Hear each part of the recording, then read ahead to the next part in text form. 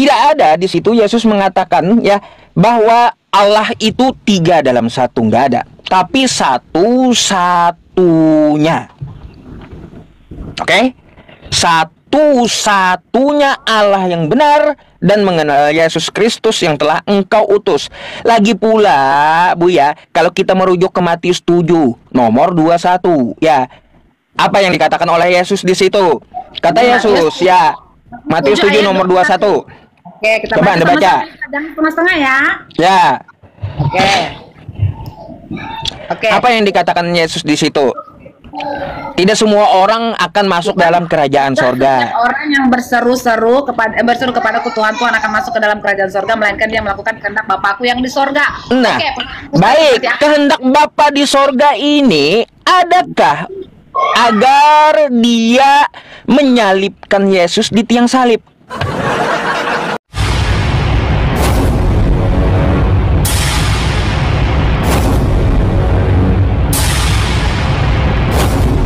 Ya, tapi menekankan Allahnya satu-satunya. Ya. Lanjut Pak, ya Ustaz ya. Lanjut. Ya. Aku telah mempermuliakan engkau di bumi, dan di sini engkaunya juga huruf besar, dengan jalan menyelesaikan pekerjaan yang engkau berikan kepadaku untuk melakukannya. Jadi Yesus itu turun menjadi rupa Allah. Allah itu turun jadi rupa Yesus, rupa manusia, untuk mengerjakan apa yang tadinya Allah maui di manusia, di bumi, yaitu oleh sebab itu ya Bapa, permuliakan aku padamu sendiri dengan kemuliaan yang kumiliki di hadiratmu sebelum dunia ada. Artinya apa, Ustadz? Sebelum dunia ada pun Allah sudah merancangkan bahwasannya Yesus itu akan turun ke bumi, lahir sebagai manusia, merasakan apa yang dialami manusia, dan lewat kematian Yesus, penebusan Yesus, dunia diselamatkan. Makanya diakui itu, Ustadz. Seluruh bumi, seluruh dunia mengakui itu. Makanya ada Masehi setelah Yesus lahir. Udah, saya tanggapi ya. Baik, ya. Dari situ aja kita dapat membaca Yesus mempermuliakan Bapaknya. Artinya apa? Dia tidak mempermuliakan. Sabar dulu, Bu, ya. Baru saya ngomong langsung panas gitu. Bukan panas. Karena iya. Gini Ustadz, saya jujur ya, saya nggak pernah, saudara saya juga, nenek saya juga dulunya Muslim. Saya nggak pernah menghina Muslim, tapi kenapa gitu Muslim tuh kayak menghina Yesus tuh kayak takut kali sama Yesus itu gitu. Padahal Yesus itu baik loh Ustadz. Baik. Ini semua manusia. Baik. Bu. Dengarkan saya dulu ya. Dengarkan saya dulu nih ya. Salah Ibu kalau menilai Muslim Muslim takut dengan Yesus. Bahkan Muslim itu adalah pengikut Yesus. Nanti ya kita bahas. Ya gini ya. Contoh ya begini ya. Dari yang Anda katakan, ayat-ayat yang Anda sampaikan, tidak ada di situ Yesus mengatakan ya bahwa Allah itu tiga dalam satu, nggak ada. Tapi satu-satunya. Oke? Satu-satunya Allah yang benar dan mengenal Yesus Kristus yang telah engkau utus. Lagi pula, Bu ya, kalau kita merujuk ke Matius 7 nomor 21 ya. Apa yang dikatakan oleh Yesus di situ? Kata Yesus ya, Matius 7 nomor 21. Oke, kita coba Anda baca. Setengah ya. Ya. Oke. Apa yang dikatakan Yesus di situ?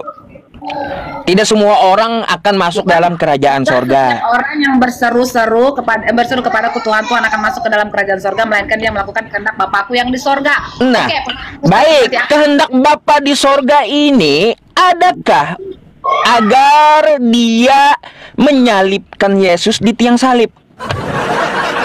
Ada nggak Bapa di sorga ini menghendaki agar Yesus itu jadi korban? Karena gini Ustadz, karena ya enggak, gini Ustadz, kan nggak ada. Aduh, kan nggak ada kehendak Bapa di sorga. Besarnya lah kasih Bapa di sorga. Bu, bentar dulu ya. Di dunia ini. Kenapa? kalau Anda udah tahu nggak ada kehendak Bapa di sorga, Yesus itu disalibkan, nggak ada kehendaknya kayak gitu, ya berarti Anda ikut siapa? Kata Yesus tadi seperti apa? Kalaunya tidak melakukan kehendak Bapakku yang di sorga, dia tidak akan masuk dalam kerajaan sorga. Lalu Anda ikut siapa?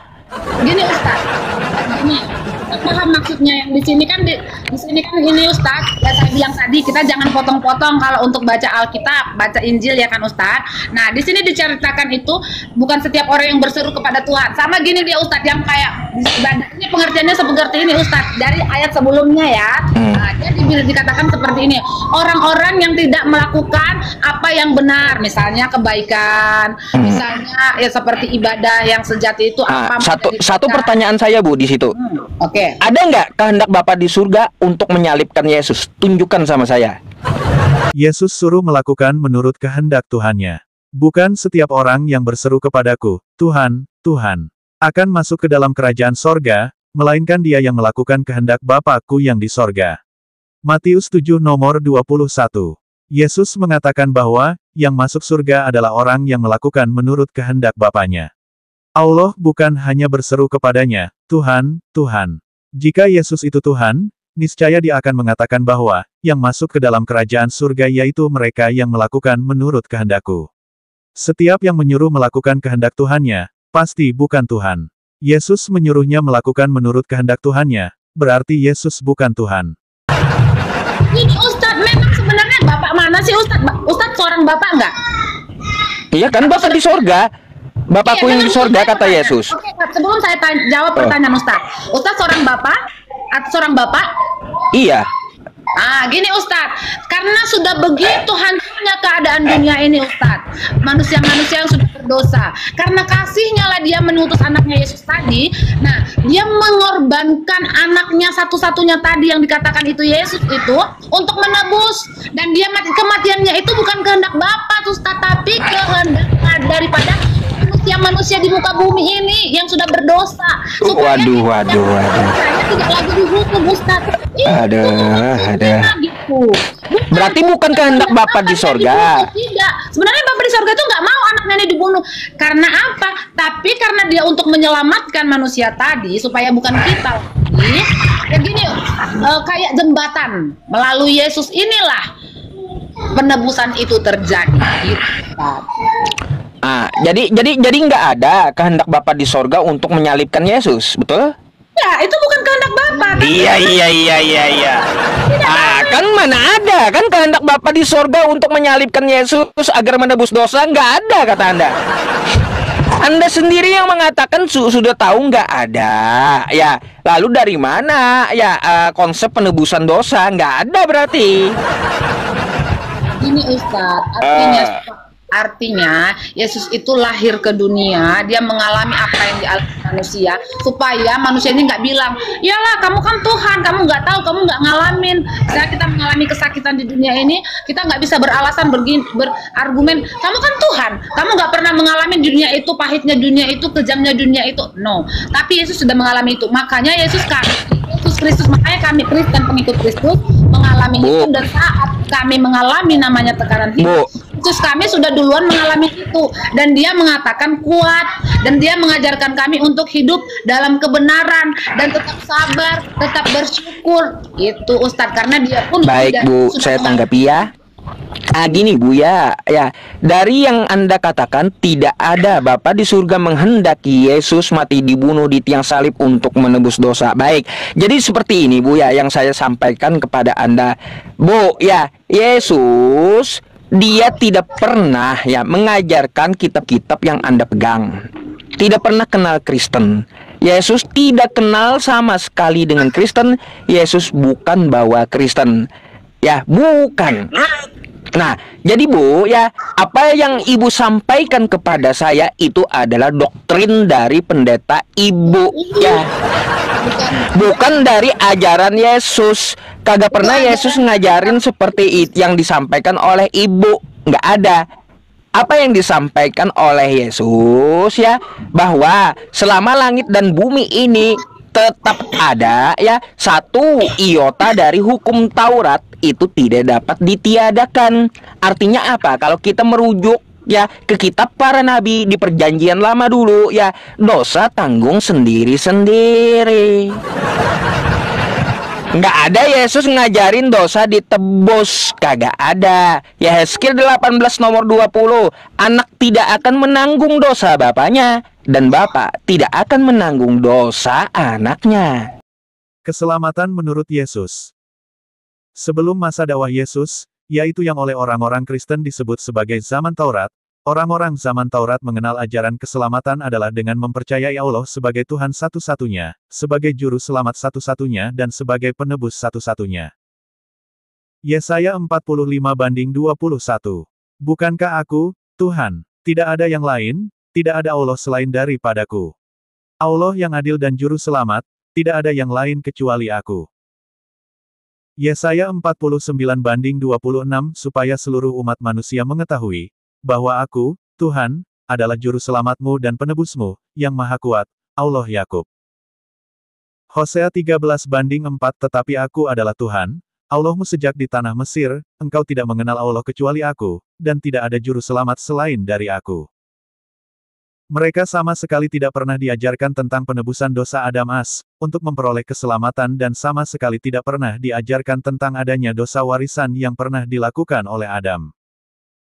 Satu-satunya jalan keselamatan adalah dengan meyakini bahwa Allah adalah Tuhan satu-satunya, Juru Selamat satu-satunya dan sebagai penebus dosa satu-satunya atau sebagai Tuhan yang Maha Pengampun satu-satunya.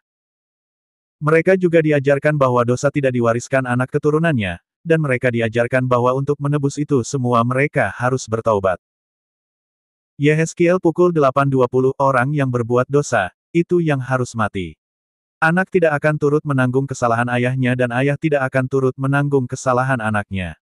Orang benar akan menerima berkat kebenarannya, dan kefasikan orang fasik akan tertanggung atasnya.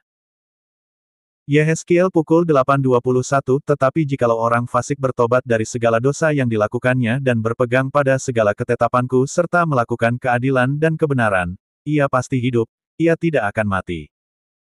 Yehezkiel pukul 18:22 Segala durhaka yang dibuatnya tidak akan diingat-ingat lagi terhadap dia, ia akan hidup karena kebenaran yang dilakukannya. Yehezkiel pukul 18:23 Apakah aku berkenan kepada kematian orang fasik? Demikianlah firman Tuhan Allah. Bukankah kepada pertobatannya supaya ia hidup? Seperti itu juga ajaran keselamatan yang diajarkan oleh Yesus kepada kaumnya. Yesus sama sekali tidak pernah mengajarkan adanya dosa warisan dan keharusan menebusnya, sehingga Yesus sama sekali tidak mengajarkan dirinya terlahir ke dunia ini untuk menebus dosa dan harus menyerahkan nyawanya dan mati di tiang salib.